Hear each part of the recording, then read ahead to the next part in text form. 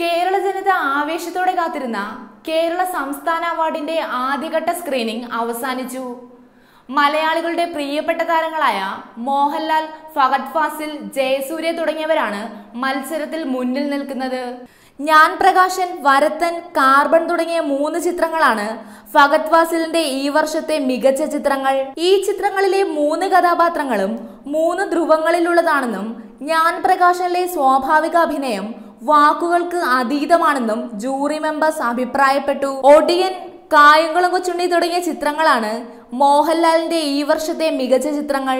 35കാരനായും 60കാരനായുമുള്ള ഒടിയൻ മാണിക്കനും കായംകുളം കൊച്ചുണ്ണിയിലെ ഇത്തിക്കര പക്കിയുമൊക്കെ കേരള ജനത ഹൃദയത്തോട് ചേർത്ത കഥാപാത്രങ്ങളാണ്. മറ്റാർക്കും പകരം വയ്ക്കാൻ സാധിക്കാത്ത അഭിനയമാണ് മോഹൻലാൽ ഇരു ചിത്രങ്ങളിലും കാഴ്ചവെച്ചത്.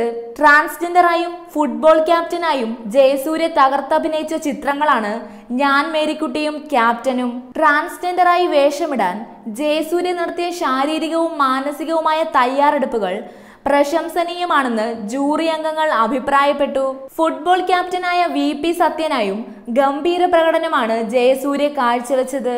ഈ വർഷത്തെ മികച്ച നടനുള്ള സംസ്ഥാന അവാർഡ് ജയസൂര്യക്കാണെന്ന പ്രവചനവുമായി രംഗത്തെത്തിയിരിക്കുകയാണ് സംവിധായകൻ വിനയൻ. 1-2 തവണ ഈ അവാർഡ് കൈവിട്ടുപോയ ജയന് ഈ പ്രാവശ്യം അത് ലഭിച്ചാൽ സന്തോഷമെന്നും വിനയൻ പറയുന്നു. ഇത്തവണത്തെ മികച്ച നടനായുള്ള പോരാട്ടം കനക്കുമെന്നാണ് പൊതുവെ പ്രതീക്ഷിക്കപ്പെടുന്നത്.